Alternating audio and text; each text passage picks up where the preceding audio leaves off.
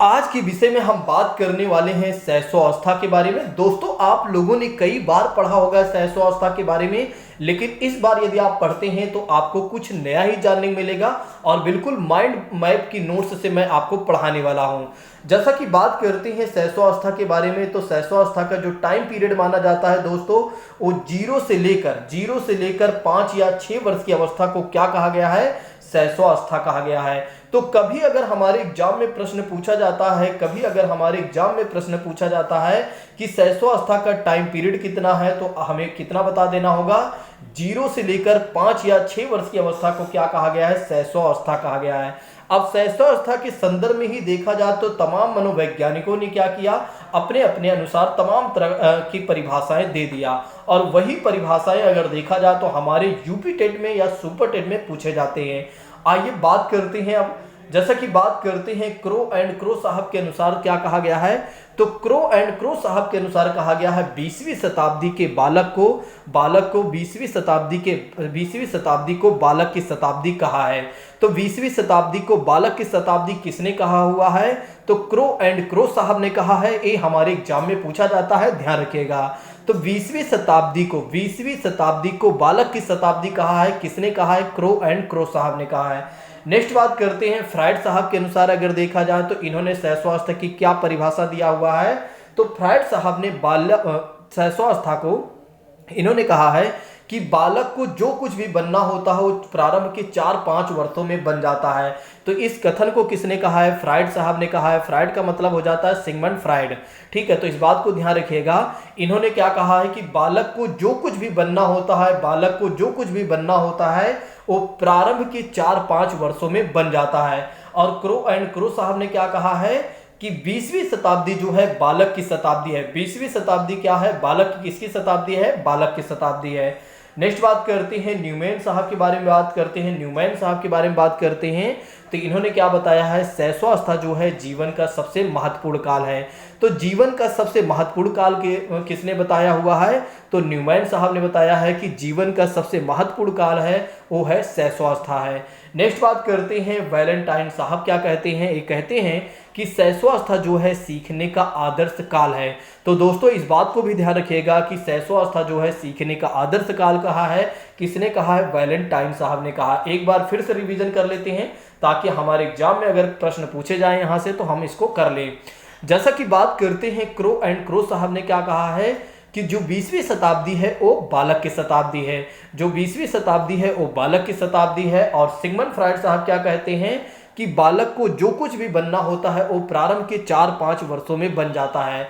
बालक को जो कुछ भी बनना होता है प्रारंभ के 4-5 वर्षों में बन जाता है। इस बात को ध्यान रखिएगा। नेक्स्ट बात करते हैं, वैलेंटाइन साहब क्या कहते हैं? ये कहते हैं जो शैशवावस्था है ना वो सीखने का आदर्श काल है। तो शैशवावस्था जो है सीखने का आदर्श काल है। किसने कहा है? वैलेंटाइन साहब ने कहा है। और न्यूमैन महोदय ने क्या कहा है? इन्होंने कहा है कि शैशवावस्था जो है जीवन का सबसे महत्वपूर्ण काल है। तो जीवन का सबसे महत्वपूर्ण काल है, किसने कहा है? न्यूमैन साहब ने कहा है। इस बात को गौर करिएगा, यानी कि ध्यान रखिएगा। आइए अब समझते हैं शैशवावस्था की विशेषताएं के बारे में। जैसा कि बात करते हैं, इस समय क्या होता है कि विकास में तीव्रता होती है। इस समय विकास में क्या होती है दोस्तों? तीव्रता होती है, चाहे वो शारीरिक विकास की बात करें या मानसिक विकास की बात करते हैं। तो यही वो अवस्था है जहां पर क्या होता है कि विकास काफ़ी तेजी के साथ होता है, वो है शैशवावस्था। जिसके अंतर्गत अगर देखा जाए शारीरिक विकास की बात करते हैं और मानसिक विकास की बात करते हैं। नेक्स्ट बात करते हैं, यही वो अवस्था है जहां पर क्या है? सीखने में तीव्रता होती है। कहने का मतलब ये है कि बालक को जो कुछ भी सिखाया जाता है या बालक जो कुछ भी देखते हैं वे जल्दी सीख जाते हैं। तो सीखने की तीव्रता के बारे में बात करते हैं तो शैशवावस्था में ही होती है दोस्तों, इस बात को ध्यान रखिएगा। नेक्स्ट बात करते हैं, यहाँ पर क्या होता है? दूसरों पर निर्भरता होती है, यानी कि यहाँ पर क्या होता है कि बच्चे दूसरों पर आश्रित होते हैं। जैसे कि बात करते हैं, आप सोचिए 0 से लेकर 5 या 6 वर्ष के बच्चों में क्या होता है? स्वयं से काम कर लेने में सक्षमता नहीं होती है, मतलब ये सक्षम नहीं होते। सोचिए 6 महीने का बच्चे क्या अपने आप से दूध पी सकता है? और 6 महीने का बच्चा या 8 महीने के बच्चा क्या अपने आप से पानी ले सकता है? तो नहीं। तो ऐसे में अगर देखा जाए तो क्या अपने से कपड़ा धुल सकता है? तो नहीं। तो बिल्कुल उसे किसी ना किसी पर सहारा लेना ही पड़ता है, और जो सहारा उसे मिलती है या मिलता है उसे क्या बोला जाता है? दूसरों पर निर्भरता ही बोला जाता है। जैसे कि माता पिता या गार्जियन के द्वारा क्या होता है, उसकी सहायता की जाती है, तो यही है दूसरों की निर्भरता। तो दोस्तों इस बात को ध्यान रखिएगा कि शैशवावस्था में क्या होता है, बच्चे दूसरे पर निर्भर होते हैं। नेक्स्ट बात करते हैं, यहाँ पर अगर देखा जाए तो यही वो अवस्था है दोस्तों, यही वो अवस्था है जहाँ पर क्या है कि कल्पना की सजीवता होती है।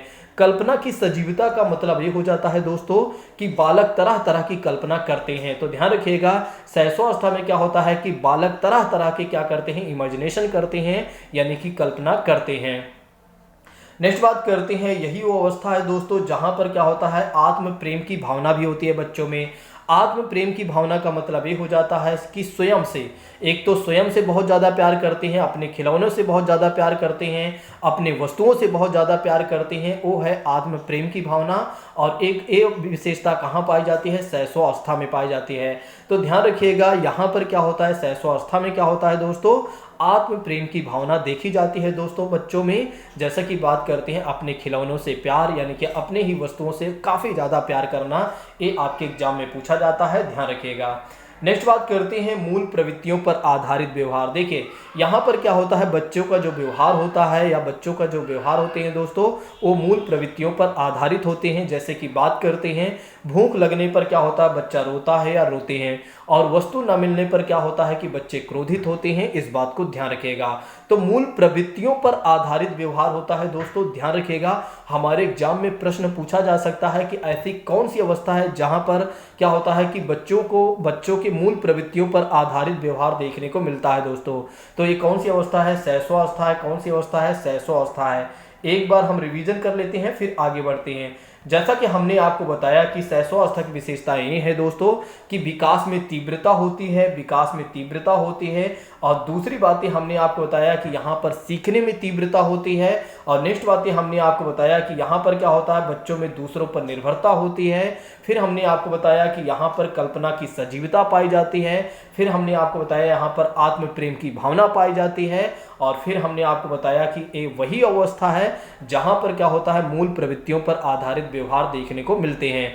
जैसे क्या होता है, शिशु भूख लगने पर क्या होता है, रोता है, वस्तु न मिलने पर क्या होता है, क्रोधित होता है। नेक्स्ट बात करते हैं, यहाँ पर संवेगों के भी प्रदर्शन करते हैं बच्चे। जैसे क्रोध की बात करते हैं, डर की बात करते हैं और पीड़ा की बात करते हैं। और यहाँ पर एक और विशेषता पाई जाती है दोस्तों, जैसे कि अनुकरण द्वारा बच्चे क्या होता है, सीखते हैं। तो ध्यान रखिएगा, शैशवावस्था में ही क्या होता है कि बच्चे अनुकरण के माध्यम से सीखते हैं। बड़े लोग जैसे करते हैं उनको देखकर क्या होता है, बच्चे करते हैं। यहाँ पर क्या होता है कि शिशु में क्या होता है, सामाजिक भावना का जो विकास होता है वो अंतिम समय में होता है। यानी कि कहने का मतलब ये है, जब वे क्या करते हैं, अंतिम समय में, जैसे वे बाल्यावस्था में प्रवेश करने होते मतलब करते रहते हैं, तभी क्या होता है, सामाजिक भावना का विकास भी प्रारंभ हो जाता है। तो दोस्तों इस बात को ध्यान रखिएगा कि शैशवावस्था के अंतिम समय में क्या होता है कि बच्चों में सामाजिक भावना का विकास प्रारंभ हो जाता है। यहाँ पर काम प्रवृत्ति पाई जाती है दोस्तों। हमारे एग्जाम में ये प्रश्न पूछा जा चुका है कि वो कौन सी अवस्था है जिसमें काम प्रवृत्ति देखने को मिलती है, या शैशवावस्था में क्या काम प्रवृत्ति देखने को मिलती है या नहीं? बिल्कुल देखने को मिलती है। जैसा कि बात करते हैं, अपने अंगों से प्रेम करते हैं, माता का स्तनपान करते हैं, पैर का अंगूठा चूसते हैं आदि, ये सारी चीजें अगर देखा जाए तो काम प्रवृत्ति के ही सूचक माने जाते हैं। तो काम प्रवृत्ति के सूचक के तौर पर अगर देखा जाए तो जब बच्चे अपने अंगों से प्रेम करते हैं या माता का स्तनपान करते हैं, हाथ पैर का अंगूठा चूसते हैं, तो ये सब क्या है, काम प्रवृत्ति के सूचक हैं दोस्तों।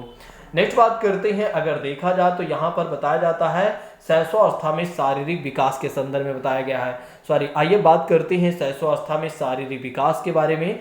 जैसा कि बात करते हैं शैशवावस्था के शारीरिक विकास में लंबाई व भार के बारे में, तो जन्म के समय क्या होता है, शिशु की लंबाई लगभग 51 सेंटीमीटर होती है।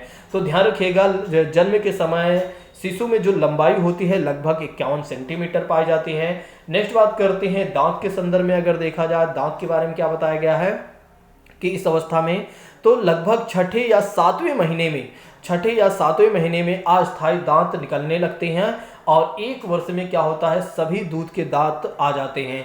तो 1 वर्ष की अवस्था में अगर देखा जाए या 1 वर्ष की आयु तक क्या होता है, दूध के जितने भी दांत निकलने होते हैं वे सारे निकल जाते हैं लगभग। नेक्स्ट बात करते हैं, अगर मस्तिष्क तथा सिर के भार के तौर पर देखा जाए तो जन्म के समय क्या होता है, लगभग 300 से लेकर 350 ग्राम मस्तिष्क का भार होता है। तो ध्यान रखिएगा, अगर हमारे एग्जाम में कभी प्रश्न ये पूछ लेता है कि जन्म के समय शिशुओं का मस्तिष्क भार कितना होता है, तो 300 से लेकर 350 ग्राम होता है। मांसपेशियों में अगर देखा जाए दोस्तों, मांसपेशियों में अगर देखा जाए तो नवजात शिशु की मांसपेशियों का भार उसके शरीर के कुल भार का लगभग 23% होता है। मांसपेशियों की प्रतिशत में धीरे धीरे बढ़ोतरी होती जाती है।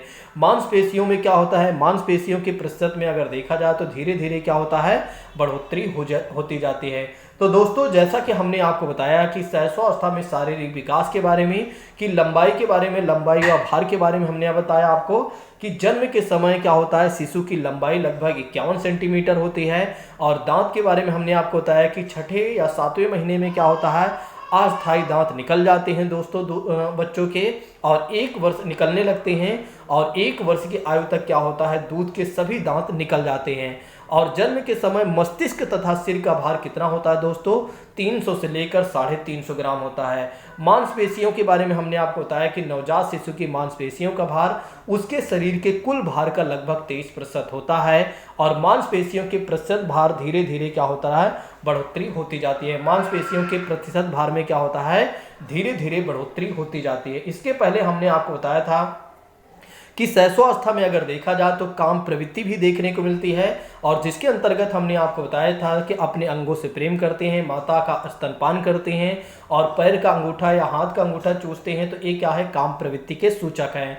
और शैशवावस्था के अंतिम समय में क्या होता है, बच्चों में सामाजिक भावना का विकास भी प्रारंभ हो जाता है।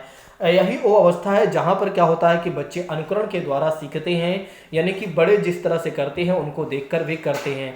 और संवेगों का भी प्रदर्शन करते हैं, जैसे क्रोध की बात करते हैं, भय की बात करते हैं यानी डर की बात करते हैं, और पीड़ा की बात करते हैं। फिर हमने आपको बताया कि शैशवावस्था में अगर देखा जाए तो फिर क्या होता है, शारीरिक विकास में तीव्रता देखने को मिलती है, जैसे शारीरिक विकास और मानसिक विकास। फिर हमने आपको बताया सीखने में तीव्रता मिलती है। फिर हमने आपको बताया था कि दूसरों पर निर्भरता यहाँ देखने को मिलती है। कल्पना की सजीवता देखने को मिलती है, जैसे कि बालक तरह तरह की कल्पना करते हैं। आत्म प्रेम की भावना भी देखने को मिलती है। फिर हमने आपको बताया दोस्तों कि मूल प्रवृत्तियों पर आधारित व्यवहार देखने को मिलते हैं। और फिर हमने इसके पहले आपको बताया था कि क्रो एंड क्रो साहब ने क्या कहा था कि 20वीं शताब्दी जो है वो बालक की शताब्दी है। और फिर हमने आपको बताया था कि फ्रायड साहब के अनुसार कि बालक को जो कुछ भी बनना होता है वो प्रारंभ के 4-5 वर्षों में बन जाता है। और वैलेंटाइन साहब के अनुसार हमने आपको बताया था कि शैशवावस्था सीखने का आदर्श काल है। न्यूमैन के अनुसार हमने आपको बताया था कि शैशवावस्था जो है जीवन का सबसे महत्वपूर्ण काल है दोस्तों। तो दोस्तों, जैसा कि आपने देखा कि हमने आपको सारी चीज़ें बहुत बेहतर तरीके से बता दिया। देखिए, कठिनाई का मतलब ये नहीं है कि असंभव नहीं है, कठिनाई का मतलब असंभव नहीं है। इसका सीधा सा मतलब है कि आपको कड़ी मेहनत करनी होगी। इसका सीधा सा मतलब है आपको कड़ी मेहनत करनी होगी। अगर कोई दोस्त ये चाहता है कि हमारे यहाँ से ऑनलाइन क्लास ज्वाइन करे तो दिए गए नंबरों से पर वो हमें व्हाट्सअप या मैसेज कर सकता है या कॉल कर सकता है। ठीक है, बहुत बेहतर तरीके से हमारे यहाँ तैयारी करवाई जाती है। 100% सिलेक्शन की गारंटी होती है। अगर कोई छात्र कोर्स लेना चाहता है तो ले सकता है। हमारे यहाँ गूगल मीट ऐप पर क्लासेस चलती हैं, ना कि यूट्यूब पर चलती हैं, क्योंकि गूगल मीट ऐप पर क्या होता है, डायरेक्ट कन्वर्सेशन होता है और जिससे किसी भी प्रकार के स्टूडेंट को कोई प्रॉब्लम नहीं होती है। यदि आप लोगों की मेरी बातें समझ में आई हो तो जाते जाते एक बार कमेंट करके आप जरूर जाइएगा। Thank you so much. जय हिंद दोस्तों, टेक